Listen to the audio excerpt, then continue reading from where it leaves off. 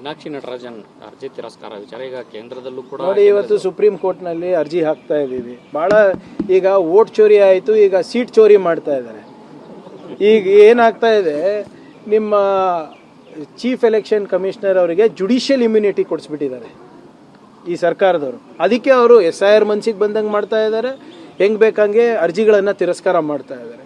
ಭಾಳ ಸ್ಪಷ್ಟವಾಗಿ ಕಾನೂನಿದೆ ಅದ್ರ ಬಗ್ಗೆ, ಅದನ್ನು ಕೂಡ ಉಲ್ಲಂಘನೆ ಮಾಡ್ತಾರೆ. ಅಂದರೆ ಯಾವ ಮಟ್ಟಕ್ಕೆ ಒಂದು ಚುನಾವಣೆ ಗೆಲ್ಲಕ್ಕೆ ಈ ಸರ್ಕಾರಗಳು ಹೋಗ್ತವೆ ಅಂದ್ಬಿಟ್ಟು ಇದು ದೊಡ್ಡ ಉದಾಹರಣೆ ಇದೆ ಇವತ್ತು.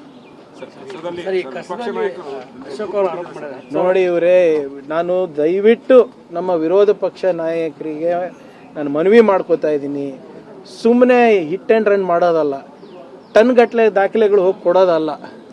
ಕರೆಕ್ಟಾಗಿ ಏನಿದೆ ಸ್ಪಷ್ಟವಾಗಿ ಕೂತ್ಕೊಂಡು ಹೇಳ್ಬೋದಾಗಿತ್ತಲ್ಲ ನಿಮ್ಮ ಮುಂದೆ. ಏನಂದಿದ್ದಾರೆ ಮುಖ್ಯಮಂತ್ರಿಗಳು, ಯಾವುದೇ ತನಿಖೆ ಮಾಡಲಿ ತೊಂದರೆ ಇಲ್ಲ, ನಾವು ಸಿದ್ಧರಿದ್ದೇವೆ ಅಂತ. ಈಗ ಏನಾಗಿದೆ ಅಂತ ಹೇಳ್ತಾನೆ ಇಲ್ಲ ಅಲ್ಲ. ಸುಮ್ಮನೆ ಹೋಗಿ ರಾಜ್ಯಪಾಲರ ಹತ್ರ ಕೊಟ್ಟರೆ ಏನು ಪ್ರಯೋಜನ? ಕೊಡಿ, ನೀವೇನಿದೆ ಮಾಧ್ಯಮ ಮುಂದೆ ಬನ್ನಿ, ಹೇಳಿ ಹಿಂಗೆ ಈ ರೀತಿ ಅವ್ಯವಹಾರ ಆಗಿದೆ, ಇದರಲ್ಲಿ ಏನೋ ಯಾರಿಗೋ ಒಬ್ರಿಗೆ ಫೇವರ್ ಮಾಡ್ಲಿಕ್ಕೆ ಮಾಡಿದ್ದಾರೆ ಅಂತ ಹೇಳಿ ಸ್ವಾಮಿ. ಮೀನಾಕ್ಷಿ ನಟರಾಜನ್ ಅರ್ಜಿ ತಿರಸ್ಕಾರ ವಿಚಾರ ಈಗ ಕೇಂದ್ರದಲ್ಲೂ ಕೂಡ ನೋಡಿ, ಇವತ್ತು ಸುಪ್ರೀಂ ಕೋರ್ಟ್ನಲ್ಲಿ ಅರ್ಜಿ ಹಾಕ್ತಾ ಇದ್ದೀವಿ. ಭಾಳ ಈಗ ವೋಟ್ ಚೋರಿ ಆಯಿತು, ಈಗ ಸೀಟ್ ಚೋರಿ ಮಾಡ್ತಾ ಇದ್ದಾರೆ.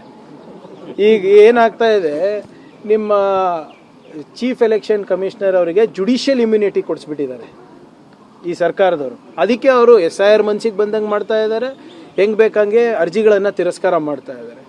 ಭಾಳ ಸ್ಪಷ್ಟವಾಗಿ ಕಾನೂನಿದೆ ಅದ್ರ ಬಗ್ಗೆ, ಅದನ್ನು ಕೂಡ ಉಲ್ಲಂಘನೆ ಮಾಡ್ತಾರೆ. ಅಂದರೆ ಯಾವ ಮಟ್ಟಕ್ಕೆ ಒಂದು ಚುನಾವಣೆ ಗೆಲ್ಲಕ್ಕೆ ಈ ಸರ್ಕಾರಗಳು ಹೋಗ್ತವೆ ಅಂದ್ಬಿಟ್ಟು ಇದು ದೊಡ್ಡ ಉದಾಹರಣೆ ಇದೆ ಇವತ್ತು. ನೋಡಿ ಇವರೇ, ನಾನು ದಯವಿಟ್ಟು ನಮ್ಮ ವಿರೋಧ ಪಕ್ಷ ನಾಯಕರಿಗೆ ನಾನು ಮನವಿ ಮಾಡ್ಕೋತಾ ಇದ್ದೀನಿ, ಸುಮ್ಮನೆ ಹಿಟ್ ಆ್ಯಂಡ್ ರನ್ ಮಾಡೋದಲ್ಲ, ಟನ್ ಗಟ್ಟಲೆ ದಾಖಲೆಗಳು ಹೋಗಿ ಕೊಡೋದಲ್ಲ. ಕರೆಕ್ಟಾಗಿ ಏನಿದೆ ಸ್ಪಷ್ಟವಾಗಿ ಕೂತ್ಕೊಂಡು ಹೇಳ್ಬೋದಾಗಿತ್ತಲ್ಲ ನಿಮ್ಮ ಮುಂದೆ.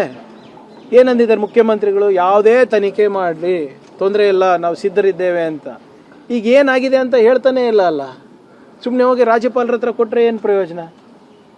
ಕೊಡಿ, ನೀವೇನಿದೆ ಮಾಧ್ಯಮ ಮುಂದೆ ಬನ್ನಿ, ಹೇಳಿ ಹಿಂಗೆ ಈ ರೀತಿ ಅವ್ಯವಹಾರ ಆಗಿದೆ, ಇದರಲ್ಲಿ ಏನೋ ಯಾರಿಗೋ ಒಬ್ರಿಗೆ ಫೇವರ್ ಮಾಡ್ಲಿಕ್ಕೆ ಮಾಡಿದ್ದಾರೆ ಅಂತ ಹೇಳಿ ಸ್ವಾಮಿ.